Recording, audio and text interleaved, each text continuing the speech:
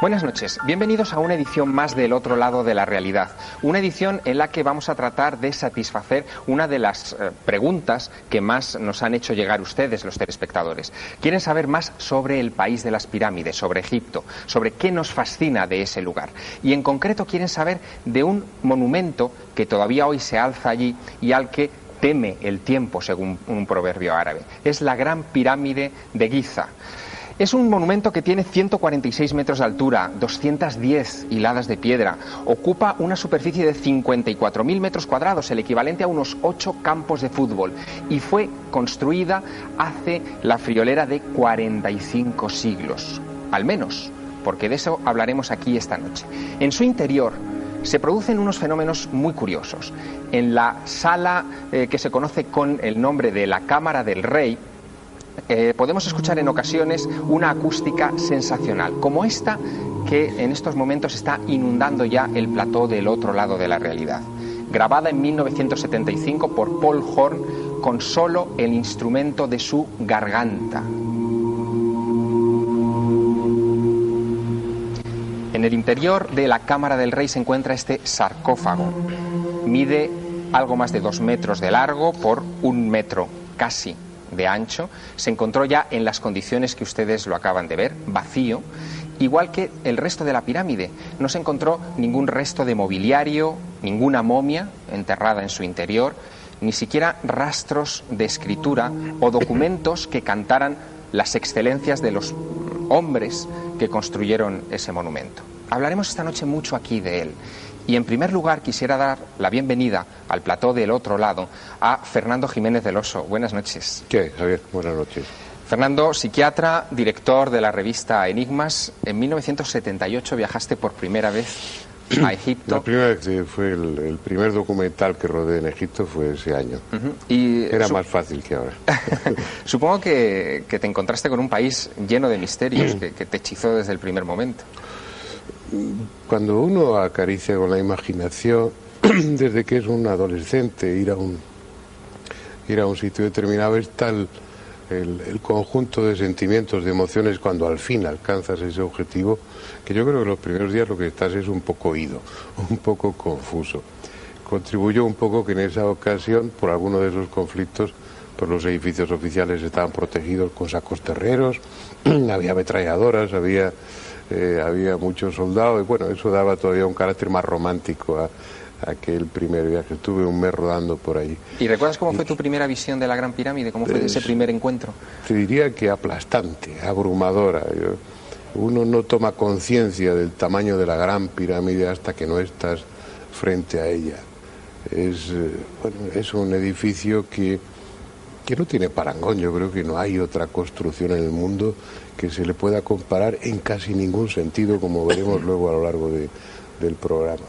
Son casi 2,5 millones de bloques de piedra caliza los que se supone que se emplearon en la construcción de este monumento. Si tenemos que fiarnos de las cifras y creer que lo construyó el faraón Keops en la Cuarta Dinastía en apenas 20 años, habría que suponer que se colocó un bloque cada 2 minutos de tiempo, trabajando 300 días al año durante las 12 horas de luz que tenían los obreros para trabajar. Tenemos también en nuestra mesa a una persona que ha trabajado mucho precisamente con la Gran Pirámide últimamente. Se llama Nacho Ares.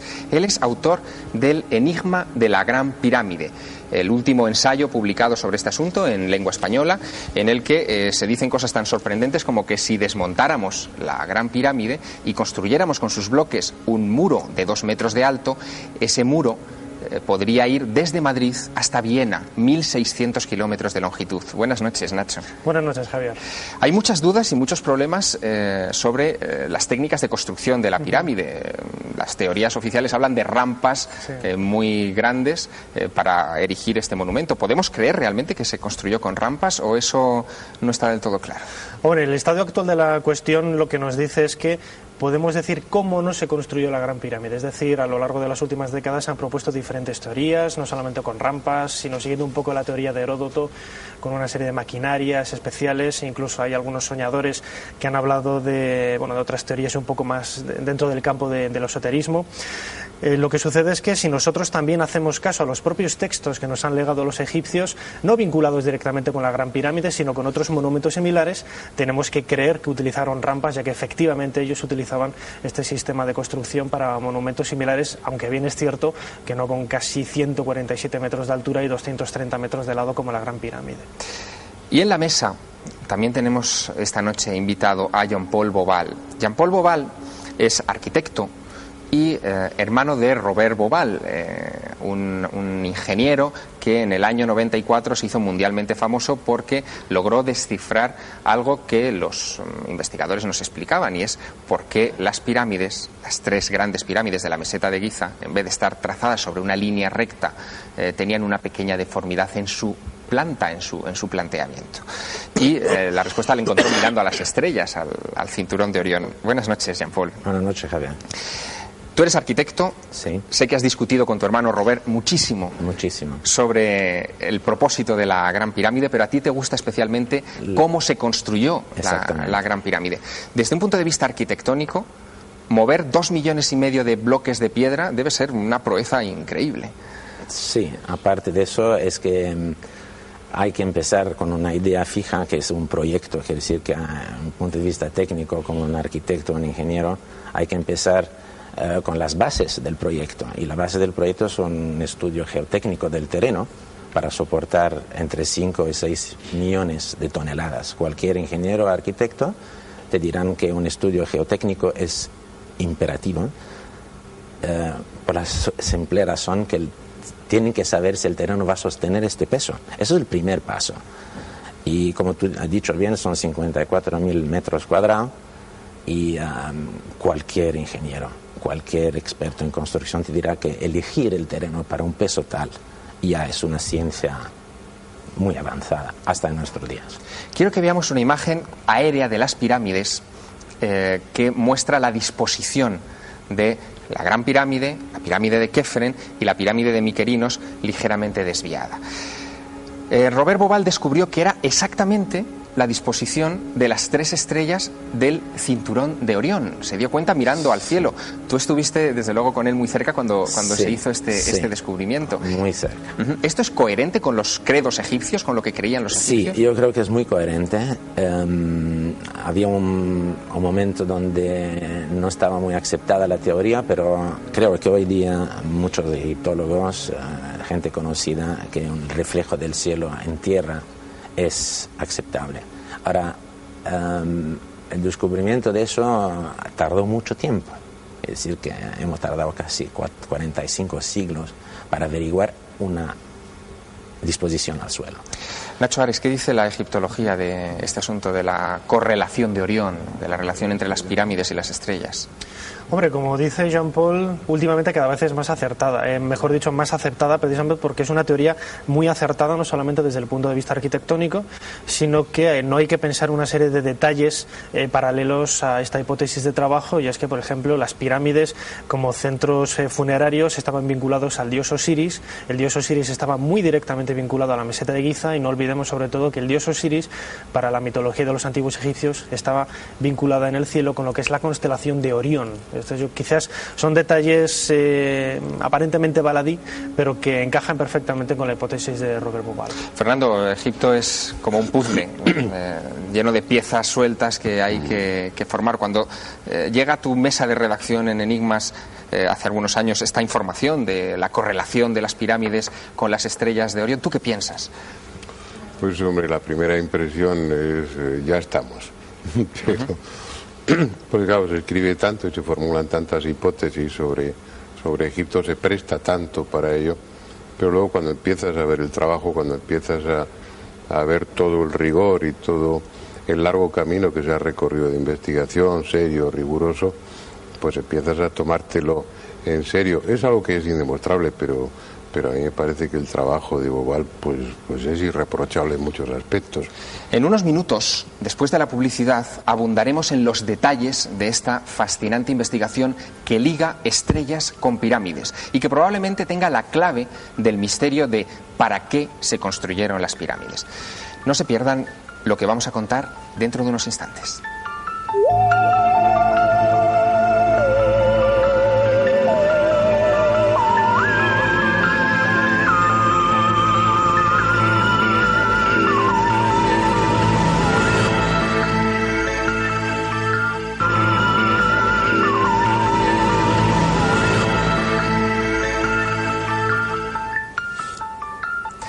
Recuperamos nuestra conversación sobre el misterio de la Gran Pirámide y de las pirámides de Giza y su orientación hacia estrellas del firmamento con un elenco de invitados de excepción. Un elenco al que se ha sumado en este último momento don Francisco Martín Valentín, que es el director del Instituto de Estudios del Antiguo Egipto. Buenas noches. Hola, buenas noches, Javier. Hablábamos hace unos minutos, antes de la publicidad, de cómo las estrellas de Orión parece que inspiraron a los constructores de las pirámides de la meseta de Giza, quizá en el 2500 a.C., hace 45 siglos. Esto puede tener una simbología religiosa muy determinada, porque los antiguos egipcios sí que veían o creían que debían reflejar en el suelo aquello que veían en el firmamento. Sin duda. Es decir, los estudios que se están practicando y que se conocen ya desde finales del siglo XIX avanzados con el conocimiento de los textos de las pirámides, nos hablan muy claramente de cuál era la aspiración del rey después de muerto, y era convertirse en una más de las estrellas circumpolares de las llamadas imperecederas, en los textos egipcios, y según el concepto de religión que tenían en aquella época, que era celeste, eminentemente celeste, aspiraban a convertirse en una de esas estrellas. Por tanto, qué duda cabe que parece que debió haber una relación clara entre el mundo estelar y el mundo del Valle del Nilo, sin duda. Jean-Paul Boval se descubre en un momento determinado, Robert, tu hermano, descubre en un momento determinado que esas 3 estrellas del cinturón de Orión no son unas estrellas normales, sino que eran la puerta al más allá de los antiguos egipcios. Así es, una puerta que él imaginó que era la puerta al más allá, pero reflejando el cielo en la tierra, con el Nilo, y atravesando el Nilo como la Vía Láctea que hay aquí. Y hay unas posiciones muy precisas. Hay un elemento más a entrar en juego, y es la disposición interna de la Gran Pirámide. La Gran Pirámide es un monumento excepcional, entre otras cosas, porque tiene toda una serie de galerías en el interior y de salas que realmente no encuentran parangón en ningún otro monumento egipcio. Especialmente significativos son estos canales estrechos que parten de las 2 salas fundamentales de la Gran Pirámide y que parecen señalar hacia el exterior. En los años 60 hubo investigadores que dedujeron que tal vez apuntaban a estrellas del firmamento nocturno en los cielos del antiguo Egipto. Christian Jack, el famoso novelista y autor de sagas como La pirámide asesinada o La pentalogía de Ramsés, también ha estudiado este asunto de la orientación de los canales hacia las estrellas. Y él cree que esa observación, pensar que la Gran Pirámide era una especie de gigantesco observatorio astronómico, es correcta. ¿Nos lo explica? Es totalmente exacto. La Gran Pirámide de Giza tiene 2 canales de ventilación. Uno de esos canales, que atraviesa toda la pirámide, apunta a la estrella de Orión. ¿Por qué Orión? Los textos explican que, para los egipcios, Orión es de alguna manera la cuna del universo. El alma del rey asciende por ese canal para regenerarse en Orión. El otro canal está dirigido a la estrella polar. La estrella polar y aquellas que se encuentran en su proximidad se denominan las inmortales, las que nunca se cansan. He aquí una segunda posibilidad para el alma del rey de adquirir la inmortalidad. En efecto, sabemos hoy en día que no solo la Gran Pirámide, sino todo el conjunto de Giza es en realidad una proyección del cielo sobre la tierra. Fernando Jiménez del Oso, hace algunos años pude contemplar unos documentales que hiciste sobre la Gran Pirámide realmente extraordinarios, y una de las cosas que decías que a mí me llamó mucho la atención y que se puede comprobar cuando uno visita Egipto es que no hay escritura sobre la pirámide, es decir, que no hay inscripciones jeroglíficas que nos expliquen para qué servía la pirámide. ¿No resulta chocante que los egipcios, que eran tan grafomaníacos, que lo escribían todo en todas partes sobre la pirámide, no dejaran escrito ni un solo documento? Pues, hombre, no deja de ser sorprendente. En esa excursión, en ese rodaje, que fue hace muchos menos años que que el primer documental, pues por las cámaras de descarga sí tuve ocasión de ver pues ese cartucho con el nombre de Jofru de Keops. Pero eso está escondido, se atribuye a los obreros. El que no haya, y es discutible, yo pienso, no estoy convencido de que Keops fuera el artífice de la Gran Pirámide. Bueno, pienso que estoy en mi derecho de pensar que no hay argumentos suficientes para sostener tal cosa. Pero en cualquier caso, una de las características que hace de la Gran Pirámide un monumento insólito es ese anonimato, esa intemporalidad al mismo tiempo, ¿no? En Egipto todo se sitúa en el tiempo a través de los jeroglíficos, de los cartuchos con los nombres, de datos que están ahí escritos. Y en este caso esa ausencia de inscripciones contrasta con esa opinión generalizada de que los antiguos faraones pues levantaban esos enormes monumentos llevados por su soberbia. Bueno, si eso fuera un argumento que se pudiera sostener, estaría su nombre lleno, inundando todas las paredes por dentro y por fuera. Por fuera no lo sabemos porque las losas de revestimiento desaparecieron. Yo creo que las pirámides, no todas ellas, pero fundamentalmente las de Giza y en concreto la Gran Pirámide, eran mucho más que tumbas, y es que fueron tumbas en alguna ocasión. Vinculadas con la muerte están, vinculadas con lo funerario están. Pero si estuvieran destinadas a un faraón concreto, si hubieran, en este caso la de Keops, hubiera estado destinada a servir de refugio para toda la eternidad para ese faraón, obviamente figuraría su nombre. El nombre era muy importante en el antiguo Egipto. La prueba es que cuando un faraón pues era sustituido por otro y por alguna razón, por enemistad o por lo que fuera, querían anularlo, pues lo que hacían era borrar su nombre de las inscripciones. El nombre, la palabra tenía una tremenda fuerza en el antiguo Egipto. Yo pienso que una construcción de ese tipo destinada a una persona, si no incluye de una forma ostensible el nombre de esa persona, es que no estaba destinada a él. Tenía otra función. Hay un detalle muy breve que me gustaría realizar, es que hay una teoría relativamente cercana en el tiempo de Jaromir Malek, un egiptólogo inglés, que aporta un dato para mí desde mi punto de vista revelador, y es que hay mucha gente que se acerca a estudiar la Gran Pirámide perdiendo un poco de vista los monumentos que hay alrededor. Es decir, no hay que perder de vista el contexto arqueológico que rodea este inmenso monumento. ¿A dónde quiero llegar?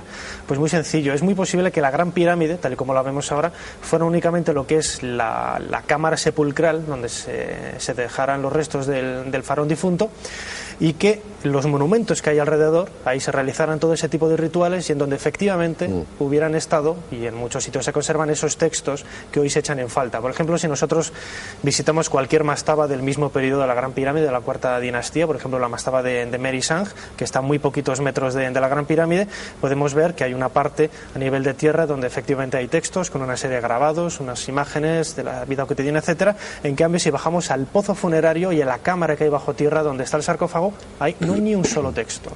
Hay una cosa muy significativa también, hablando de textos, Francisco Martín Valentín, y es que los textos egipcios, y Fernando Jiménez Rosso ponía en duda que la pirámide pudiera ser del tiempo de Keops. Los textos egipcios hablan de que mucho antes de los primeros faraones hubo otro tiempo en el que Egipto estuvo gobernado por los compañeros de Horus, y se habla de un primer tiempo remotísimo. ¿Por qué los egiptólogos piensan que eso es mito?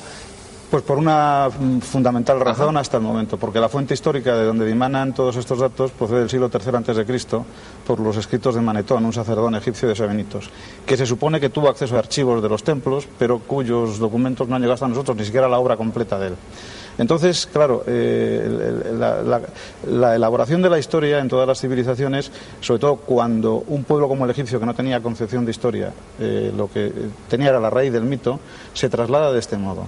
Que hubo estos tiempos míticos, pero los hubo en la conciencia de los egipcios, porque no tenían el concepto cronológico de nuestra historia. También los mesopotámicos, los pueblos tienen mitos parecidos, y cualquier otra civilización anterior. Yo quería matizar muy brevemente respecto al tema de la pirámide, con permiso del doctor Jiménez del Oso. una cuestión que sí que es importante, el por qué no hay textos, no por qué, sino, es decir, la extrañeza de que no haya textos en el interior de la pirámide, de la Gran Pirámide. Yo digo, tampoco los hay en la de Kefren ni en la de Micerinos, no los hay en la de Djeser, en Saqqara. Y sin embargo sí en los de los faraones posteriores. Sí, a partir de la dinastía quinta. Sin embargo, ahí voy, la tesis que acaba de señalar Nacho Ares puede que sea muy coherente en el tema, e incluso una práctica que va con la propia tradición oral egipcia, que haga de ello que los textos de redención del rey para después de la muerte, los textos de las pirámides, no pudieran ser utilizados por nadie, nada más que para el rey. Y por ese momento, por esa razón de principio, en aquel momento parece que no se incluyeran en las cámaras de estas pirámides. Hay una cosa muy sorprendente, Jean-Paul Boval, y es que la civilización egipcia comienza poco antes de construirse la Gran Pirámide, al menos si nos atenemos a las versiones oficiales, y sin embargo a la cuarta dinastía, es decir, en un periodo breve, desde el inicio de la civilización, hacen un monumento inimitable, es decir, con unas características tecnológicas fascinantes. La única explicación quizás razonable sería pensar que quizá heredaron esos conocimientos de una etapa anterior o que lo desarrollaron a lo largo de muchos siglos. No hay, como se dice en inglés, un backup sobre los conocimientos egipcios. Quiere decir que de repente, después de la pirámide de Djoser, empiezan a construir las pirámides más grandes de una forma arquitectónicamente y de ingeniería muy avanzada. No vamos a entrar en detalles aquí, pero lo que es extraño es que las pirámides, cronológicamente hablando de la egiptología tradicional, es que pasado la cuarta dinastía, todas las pirámides que se fueron después no duraron, se desintegraron la mayoría. Es decir, que había una escuela de construcción de pirámides y de repente, en vez de mejorar la técnica, no han podido seguirla. Sí. Y mi opinión es que no podían. Lo único hecho es que, personalmente, es una teoría personal, creo que las pirámides son más antiguas y que intentaron de copiarlas. Robert Bauval, el descubridor de la correlación entre las pirámides y la constelación de Orión, llegó a unas conclusiones más o menos parecidas y abundó en ese detalle del primer tiempo, de una época remotísima anterior al Egipto faraónico que hoy conocemos, en el que pudo existir una gran civilización de grandes sabios que dejaron esos conocimientos impresos en los monumentos. Quiero que escuchen a Robert Bauval porque nos explica este asunto del primer tiempo. Los egipcios afirman enfáticamente en sus textos que su origen debe situarse en un tiempo muy lejano, en la época de Osiris. Insisten en ello, pero nuestro problema es que no hemos encontrado lo que podríamos considerar evidencias que prueben esa teoría. Lo que yo argumento es que las pruebas están ahí. Las pirámides están ahí. Hablan de ese periodo. Para mí es suficiente para impulsar nuevas investigaciones más profundas en busca de esas pruebas. El primer tiempo, ese Tepi del que hablan los textos antiguos, puede situarse en torno al 10.500 a.C. A Robert Bauval le preguntamos si era posible que las pirámides hubieran sido construidas en esa época y que el resto de pirámides de Egipto fueran imitaciones de esa pirámide de la que es imposible imitarla con los conocimientos actuales. También nos lo cuenta. Esa es la pregunta del millón. Es la pregunta que ha dividido la opinión del mundo académico. Si hay una conexión entre los monumentos de Giza y la época del 10.500 a.C., entonces habrá que enfocar la historia desde otro punto de vista diferente al actual para explicar cómo estos monumentos están conectados con esa época y qué sucedió. Ahora bien, quiero dejar claro que mi teoría astronómica no confirma en ningún caso que las pirámides fueron construidas en el 10.500 antes de Cristo. Lo que sugiere mi teoría es que existe una conexión entre esa fecha y las pirámides. ¿Cuál es la lógica de todo esto? Los antiguos egipcios hablaban de la primera época, en la que el dios Osiris bajó a la tierra desde el cielo y estableció la civilización. Los egipcios consideraban ese momento como el principio de su civilización. Sabemos que el dios Osiris estaba identificado con la constelación de Orión. También sabemos, conforme a mi teoría, que hay una imagen de esta constelación en la Tierra, donde están ubicadas las pirámides. ¿Podemos entonces usar esto para conocer la fecha exacta de la primera época? Si Osiris se presentó en ese primer tiempo y Osiris se identifica con Orión, ¿podríamos utilizar la posición de las estrellas para realizar la datación? Sí, porque su posición cambia muy lentamente en el cielo. Ese es el gran descubrimiento de los antiguos egipcios, descubrir que las estrellas cambiaban de posición en el cielo, que se movían a razón de 1 grado cada 72 años, y ese es el gran descubrimiento de Robert Bauval. Robert Bauval se dio cuenta de que la posición de las 3 estrellas de la constelación de Orión casaba perfectamente con las 3 pirámides sobre el horizonte sur de la meseta de Giza en el 10.500 a.C., que en esa época la Vía Láctea coincidía con el punto donde se perdía el Nilo en el horizonte. Era como si la meseta de Giza fuera un espejo de lo que había en los cielos. Pero decir que son del 10.500 a.C. es una gran herejía histórica. Habría que buscar pruebas sólidas de que hubo una civilización en una época en la que en España, por ejemplo, estábamos terminando de pintar, como quien dice, las cuevas de Altamira. ¿Y qué civilización podía ser esa, capaz de esas proezas? Algunos han querido ver esa prueba en la Esfinge de Giza. Quiero que vean unas imágenes de este monumento que fue estudiado hace algunos años por geólogos que se dieron cuenta de una circunstancia muy atípica. Fíjense bien, la cabeza tiene un grado de erosión medio, pero lo que está muy erosionado es el cuerpo de la esfinge. Si sabemos que desde la antigüedad la esfinge estaba cubierta hasta el cuello y que debía haber sido erosionada por viento, como vemos en esta imagen, ¿por qué la cabeza está menos erosionada que el cuerpo? Algunos han pensado que la erosión de la esfinge, y especialmente de la cubeta donde está la esfinge, fue una erosión provocada por agua, por lluvia. Robert Schoch, geólogo de la Universidad de Boston, ha sido el que ha investigado más profundamente este asunto. Nacho Ares, aquí estamos viendo esas imágenes que comparan la erosión de viento y la erosión de lluvia, y vemos la cubeta con las muestras de erosión de lluvia. ¿A qué época tenemos que remitirnos para que lloviera tanto en la meseta de Giza? Pues según Robert Schoch y otros geólogos, hacia el 5000, 7000 antes de Cristo, y esto es una fecha que retrasa lo que es la construcción de la esfinge, pero no retrasa en absoluto lo que es la historia de la época faraónica. Es decir, Robert Schoch lo que afirma es que posiblemente en época faraónica, a lo largo de la cuarta dinastía, Kefren lo que hiciera era reutilizar una especie de tótem construido por un pueblo prefaraónico que vivía en el Valle del Nilo en aquella época, y que no es una invención ni nada absurdo, ya que, por ejemplo... Tótem con cabeza de león, quizá, como vemos en estas reconstrucciones. Efectivamente, y que luego en la cuarta dinastía se retocó y adquirió los rasgos físicos bien de Kefren o de Keops, según Stadelman, etcétera, ¿no? Pero como digo, si nos retrasamos tanto en el tiempo, lo que es la historia de Egipto, encontramos, por ejemplo, en Playa Nafta, hace unos años han encontrado una serie de yacimientos arqueológicos que nos dan a entender que efectivamente los antiguos egipcios tenían unas nociones astronómicas, a los antiguos prefaraónicos egipcios, nociones astronómicas muy grandes, es decir, había una cultura relativamente avanzada para ese periodo. Fernando Jiménez del Oso, hablamos 9000, 7000 antes de Cristo. Eso coincide un poco con lo que nos decía Platón de la Atlántida.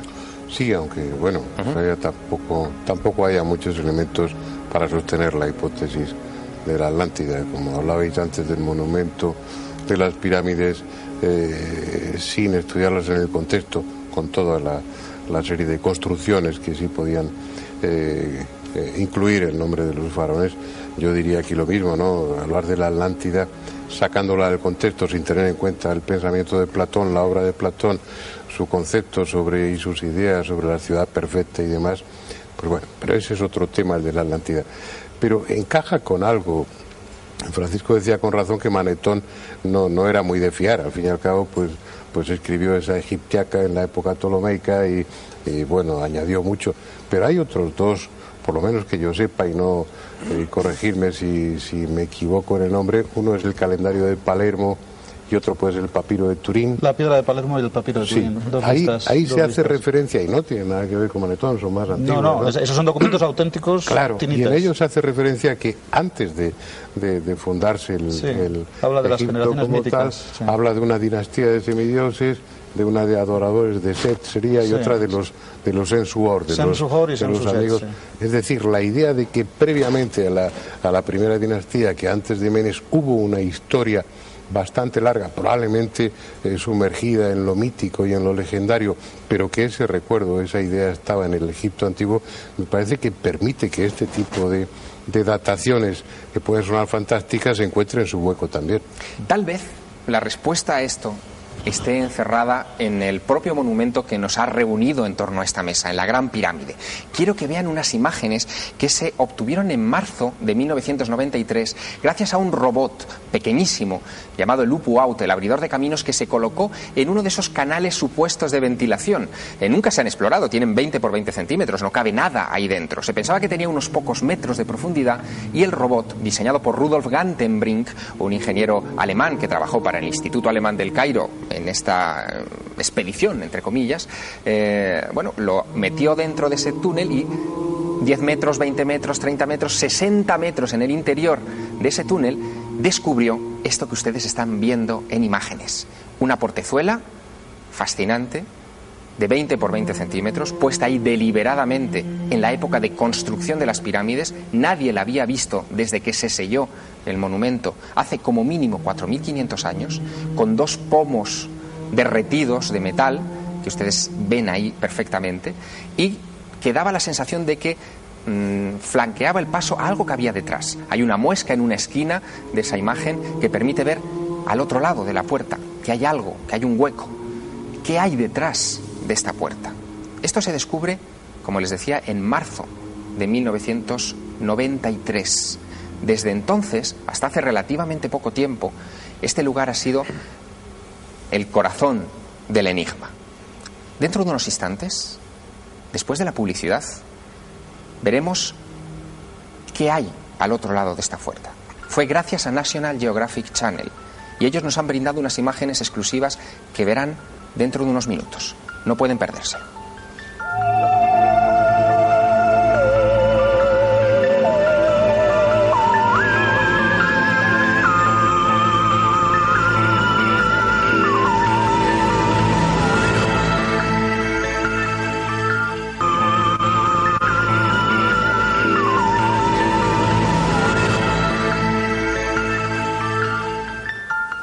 Nos hemos quedado con ganas de saber qué hay al otro lado de esa portezuela de 20 por 20 centímetros que hace 10 años descubrió un robot de alta tecnología al final de una galería de más de 60 metros de longitud en el interior de la cámara, en el interior de la Gran Pirámide, y que partía de la cámara de la reina de ese monumento. Pues bien, en septiembre de 2002, el 17 de septiembre de 2002, National Geographic Channel construyó este robot y lo presentó a la opinión pública mundial. Costó $250.000. Sus exploradores ya trabajaron en otros robots para explorar la zona cero en Nueva York, por ejemplo, y volvió a recorrer el mismo sendero que hizo el robot de Rudolf Gantenbrink 10 años antes. Lo que pasa es que en esta ocasión el robot, y lo van ustedes a ver aquí, tenía un taladro con el que perforaron esa portezuela intacta desde hace 4.500 años por lo menos, y hizo ese agujero perfecto. Después colocaron a ese robot un brazo extensible con una antorcha, con luz, para introducirlo en ese agujero y atravesar esa portezuela y asomarse a lo que había al otro lado. Este es el momento, Jean-Paul Boval, lo recordarás perfectamente, con emoción, de ese 17 de septiembre. ¿Qué esperabas que podía haber al otro lado? La verdad me esperé lo que se va a ver. Ajá. La cámara está entrando. No creo que era tan sencillo de entrar en una cámara con algo ya. Y esto que vemos aquí parece que es otra portezuela. Sí. Es decir, a 40 centímetros de la primera portezuela, ahora lo vamos a ver porque nuestros técnicos han digitalizado la imagen y la han aclarado, vemos una segunda portezuela que flanquea o sigue obstruyendo el paso a quizá una cámara o algo que pueda haber. Está muy agrietada. Muy agrietada. Sí. Se sabe más o menos el espesor ya. ¿El espesor se sabe? hay distintas ideas, pero se está hablando de 40 a 60 centímetros de espesor. 40 a 60 centímetros, sí, que habrá que perforar, claro, en un momento u otro. Sí, con la complicación de mandar ahí un taladro, ventilarlo para que no se caliente la máquina, etcétera, etcétera. Esta es la imagen que nuestros técnicos han aclarado. Fijaos bien, es una pequeña sala de 40 centímetros de extensión que también permite ver una portezuela con una ranura por debajo, es decir, que efectivamente se puede continuar el camino. Pero ¿qué sentido tenía Jean-Paul Beauval esto? Si ningún faraón ni nadie, por supuesto, podía meterse por ahí. Es decir, estamos hablando de una extensión de este tamaño, de 20 por 20 centímetros, que no es nada. Pues, yo me recuerdo muy bien cuando hemos presentado eso en el museo en Londres, hace 11 años. La gente estaba completamente... no sabía qué decir. Y la pregunta, claro, es que si hay una puerta es para o dejar entrar algo o dejar salir algo. Pero no era para salir porque era fija. Y la estupefacción de todo eso es que siempre al lado derecho de la portezuela hay un hueco. Es como si alguien te invitara a pasar por ahí y ver lo que hay del otro lado. Pero han elegido de perforar la primera. Si tú vas a la primera imagen, verás que hay a la derecha un pequeño hueco donde parece que es una invitación. Es una idea mía particular y creo que la perforación no estaba planeada con esta gente. Quiere decir que hay otro sistema. ¿Qué crees que hay detrás de esas portezuelas? Porque algo habrá. Bueno, primero tenemos que hablar del túnel, como tú lo hablas de aireación. Este túnel está inclinado. Es decir, que cualquier arquitecto te dirá que cortar un túnel a través de unas losas horizontales es un problema técnico muy grave. Quiere decir que como vas levantando la pirámide hay que haciendo el túnel. Seguramente tenía una razón muy específica. Francamente no lo sé. Y creo que nadie lo sabe, de momento. Francisco Martín Valentín, ¿qué opina la egiptología de este asunto? Vamos, la egiptología yo creo que no se ha pronunciado al respecto de esto, pero a mí se me ocurre con toda la osadía del mundo, y pido perdón tanto al público como a los presentes, una posibilidad que quizás nos pudiera aclarar el tema. Hay que concebir el alma egipcia desde el punto de vista de su propia naturaleza. Para mí personalmente, todo lo que hay en la Gran Pirámide, que es maravilloso, es una cosa extraordinaria, obedece a creencias espirituales muy refinadas de los egipcios.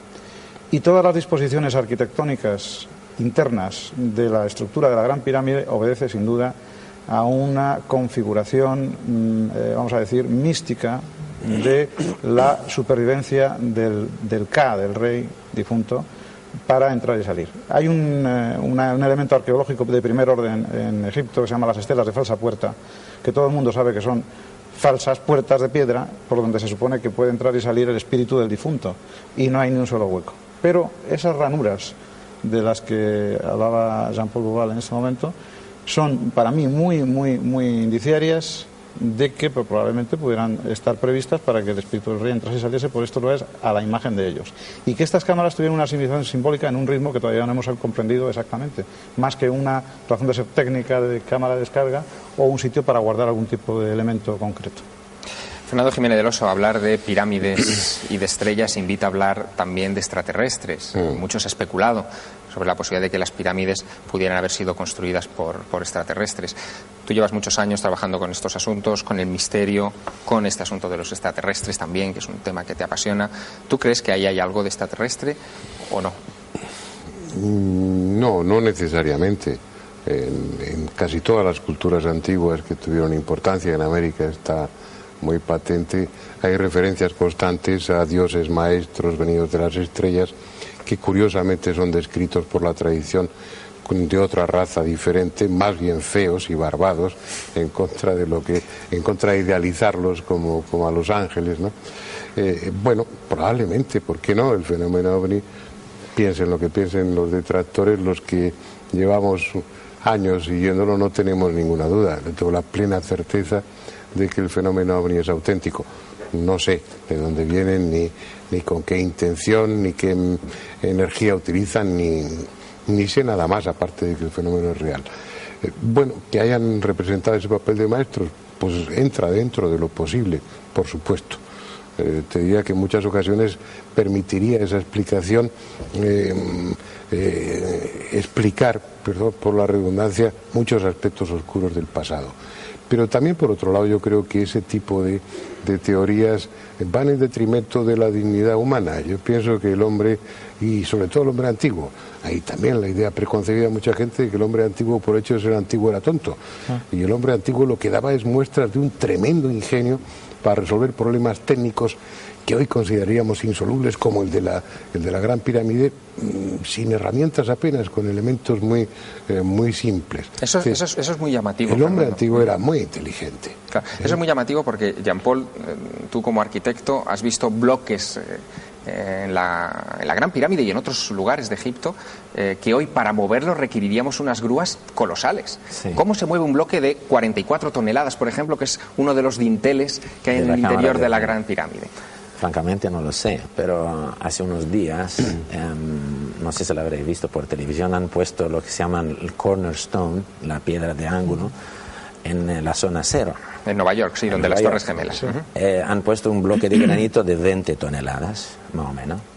Había grúas de toda parte, walkie-talkies, 50.000 ingenieros de toda la... Y ese era al suelo. Es decir, que se posó al suelo.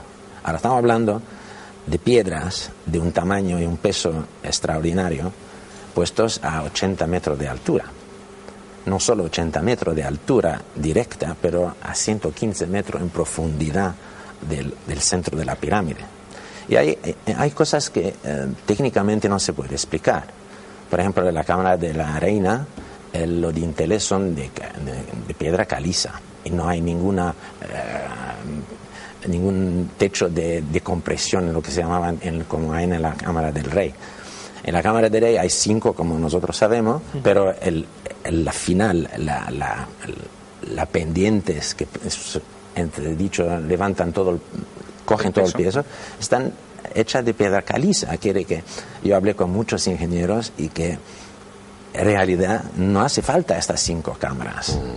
No son estáticamente necesarias. No son arquitectónicamente imprescindibles. Exacto. Y aparte de eso, que la cámara de la reina es a 22 metros más baja, quiere decir que recibe mucho más peso.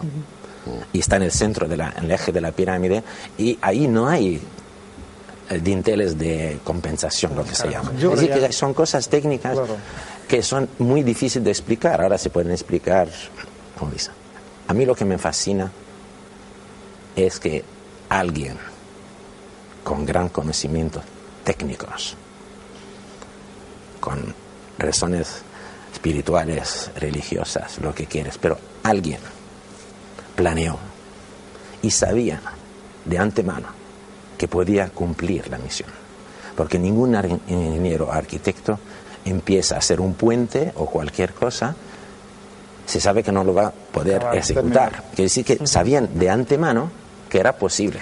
El gran milagro es el hombre egipcio, lo acaba de decir el doctor Fernando. Sí, Fernando, exacto. Lo acaba de decir Fernando, y probablemente es el hombre egipcio el gran milagro. Muy breve. ¿Por qué nos asombramos de las obras arquitectónicas de la Gran Pirámide y no nos asombramos de las columnas del templo de Sajura? Quiero que nos asombremos de algo más, sí. Francisco Martín Valentín, algo de lo que tú sabes mucho, cambiando un poco de tercio, y es que muchos de nuestros espectadores, con esto que habéis contado aquí, querrán lanzarse rápidamente a un avión y volar directamente a Egipto, pero antes lo que les recomendamos es que descubran algo que en Madrid parece mentira que sea tan desconocido, y es que en Madrid hay un templo egipcio. Sí. No solamente un templo egipcio, sino el templo egipcio más grande que existe fuera de Egipto. Sí. Francisco Martín Valentín, es el templo de Devoz. Exacto. ¿Cómo es posible? ¿Qué hace un templo egipcio ahí cerca del Paseo de Pintor Rosales en Madrid? Pues es el testimonio, para empezar, de la gran actividad arqueológica española en Nubia con motivo de los salvamentos de los monumentos de Nubia. Es la expresión de amistad del pueblo egipcio hacia España y el reconocimiento internacional de un trabajo muy poco comprendido hasta ahora. Pero sobre todo es un gran milagro, porque de verdad es un centro, es un templo tan completo como el de Karnak, en todas sus prescripciones arquitectónicas, rituales, religiosas que existan en el mundo. Realmente, una de las cosas que están mostrando ahora, que es la cámara de Adi Halamani, un rey meroíta meroítico no muy bien conocido, pero cuyos del siglo II antes de Cristo, sí, aproximadamente, se ven aquí ahora. Solamente los datos que hay de esta cámara, más una estela encontrada en File y una pirámide en un cementerio meroítico que no está seguro que sea para él, pero no son los únicos datos que se conocen del rey. Yo supongo que muchos madrileños pensarán que eso que está ahí pues es poco más o menos que un decorado, pero es un templo egipcio, es un templo absolutamente con real. Todos sus elementos. Y además esa cámara, que tiene unos textos maravillosos, que por cierto, yo estoy encargado de traducirlos y en muy breve tiempo se hará una publicación de ellos, en colaboración con el ayuntamiento, pues nos muestran toda la riqueza de la religión egipcia y nubia del momento, que no desmerece para nada de los momentos más valiosos y más importantes de la historia de Egipto.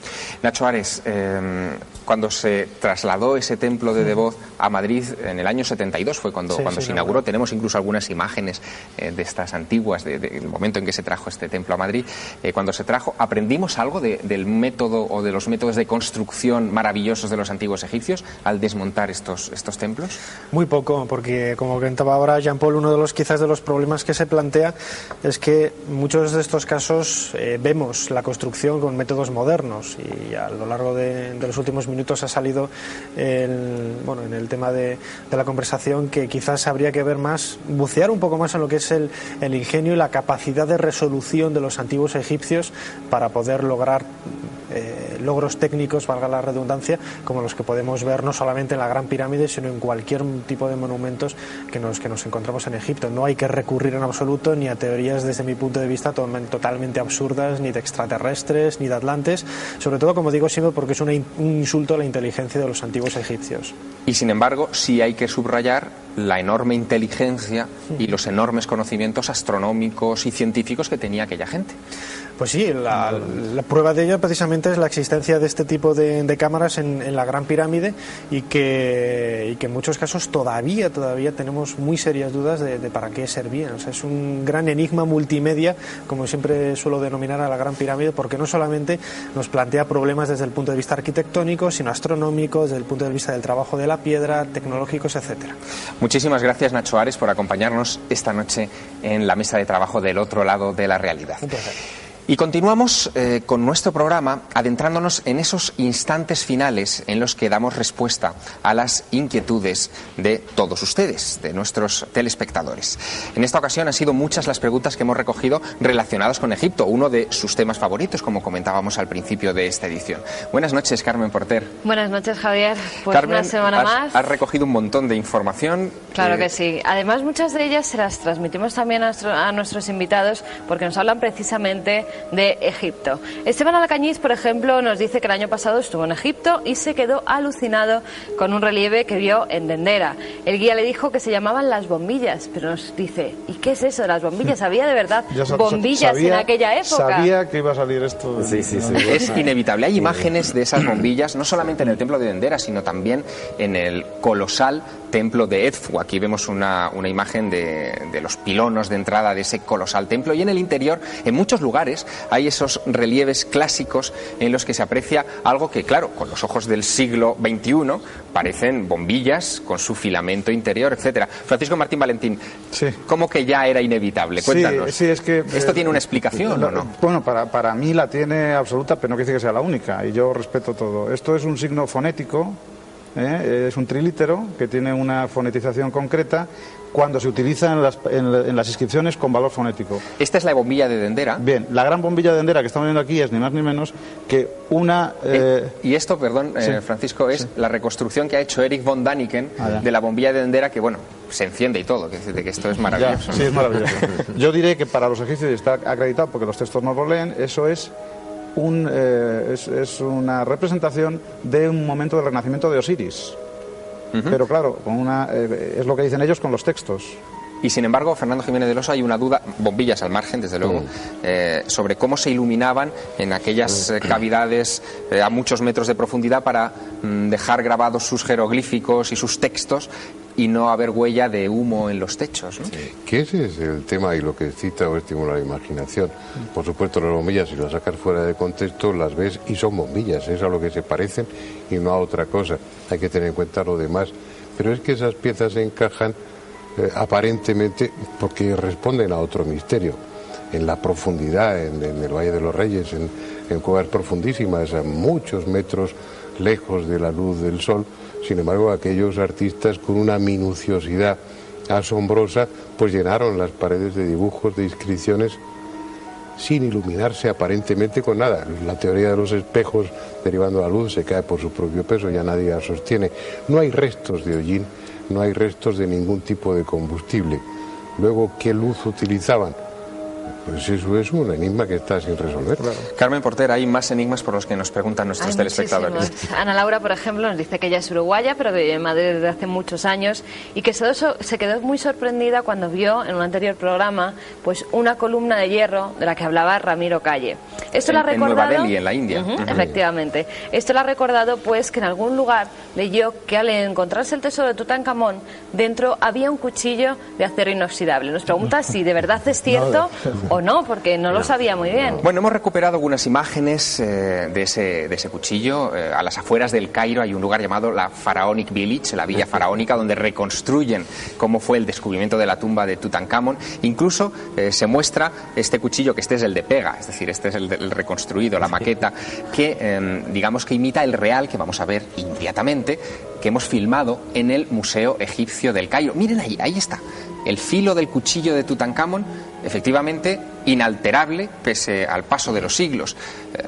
¿Conocía los metales inoxidables, Francisco Martín Valentín? Yo no tengo conocimiento de tanta sofisticación en la vajilla, pero en tiempo egipcio, perdona mi iconoclastia, quiero decir, no, al parecer lo que yo tengo conocido es que está hecho con hierro meteórico, porque ellos no conocían el hierro. ¿Hierro meteórico? Meteórico, al parecer. Es una de las teorías que... Es decir, que cogían hierro de meteoritos que caían del cielo. También se ha manifestado que puede ser un regalo de los hititas que sí conocían el hierro en aquella época. Jean-Paul, los meteoros eran muy importantes para los antiguos egipcios. Sí. De hecho, casi seguro que su religión empieza venerando una pieza que llamaban el Ben-Ben, sí, que era un meteoro, quizá. Sí, un meteoro que está ahora en el Museo del Cairo, que no sé si tenéis fotos de él.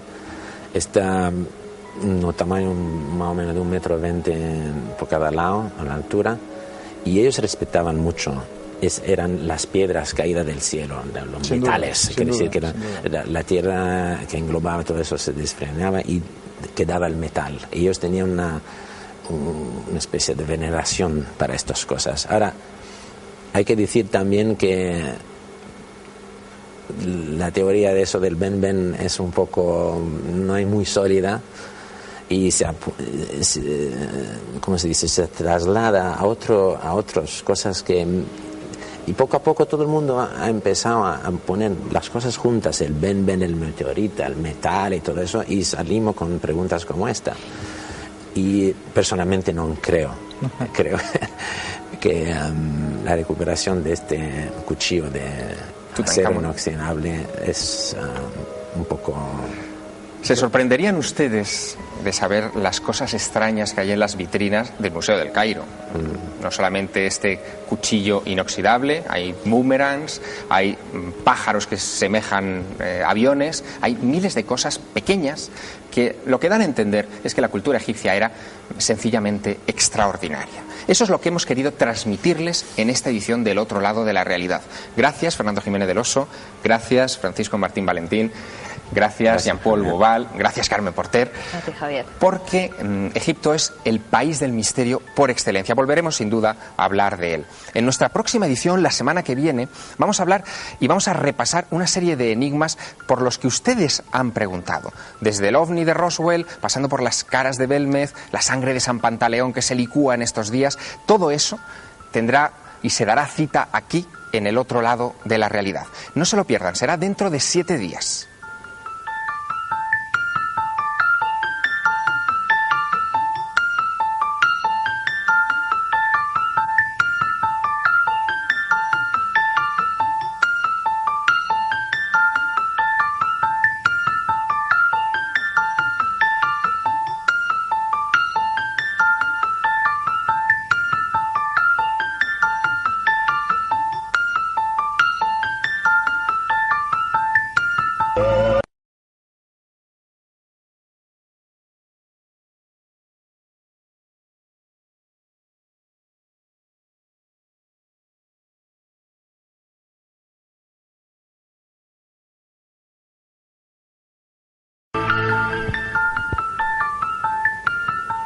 Buenas noches, bienvenidos a una edición más del otro lado de la realidad, una edición en la que vamos a tratar de satisfacer una de las preguntas que más nos han hecho llegar ustedes, los telespectadores.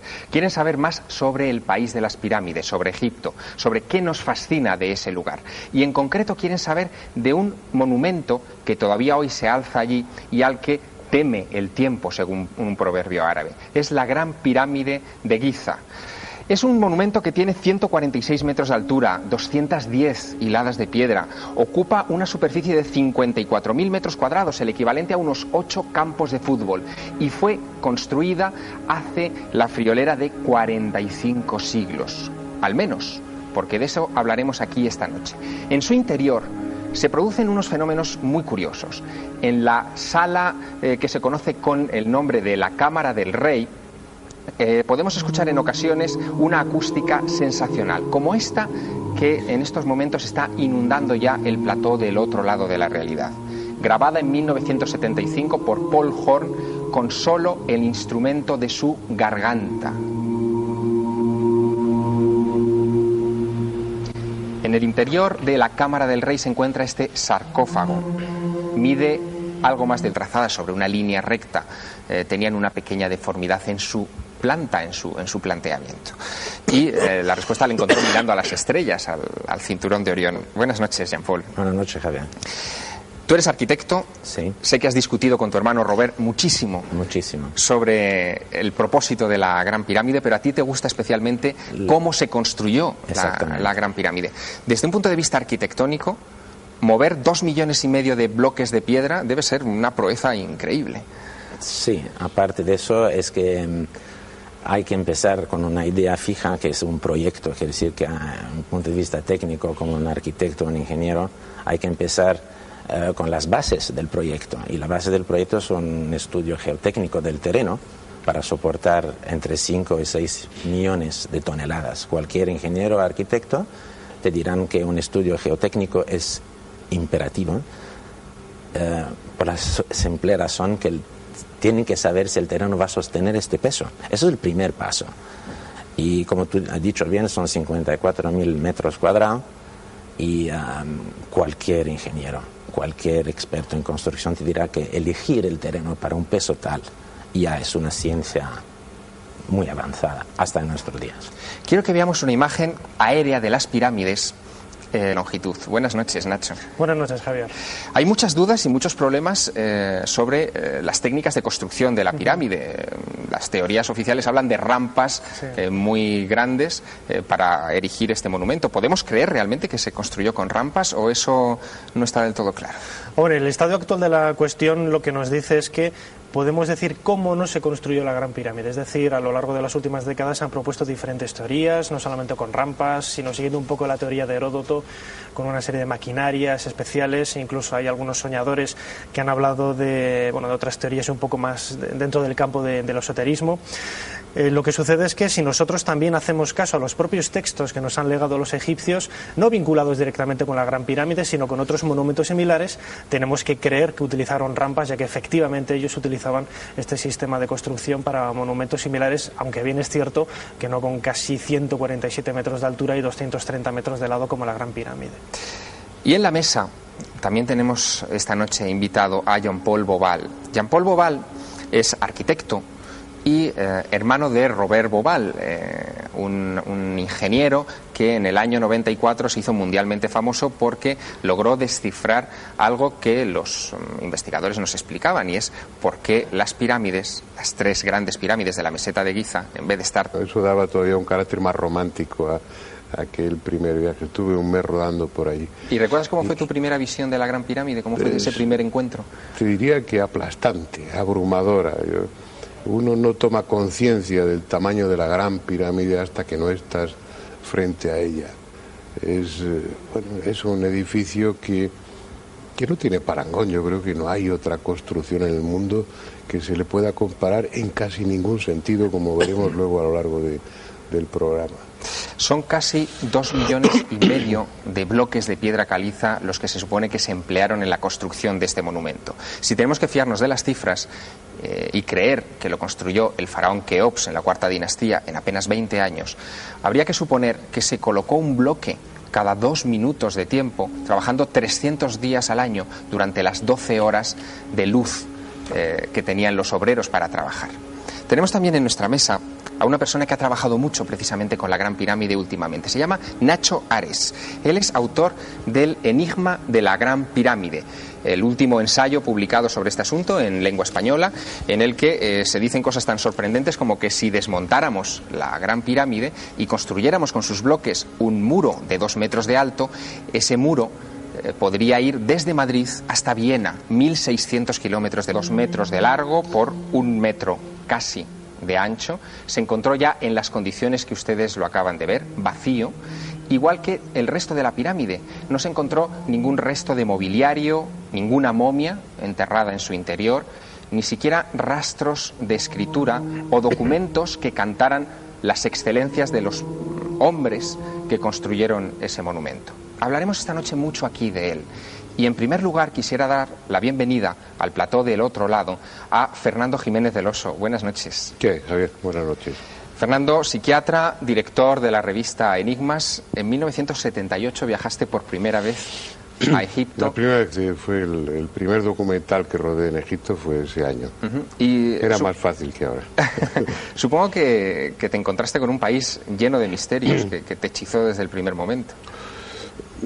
Cuando uno acaricia con la imaginación, desde que es un adolescente, ir a un sitio determinado, es tal el conjunto de sentimientos, de emociones, cuando al fin alcanzas ese objetivo, que yo creo que los primeros días lo que estás es un poco ido, un poco confuso.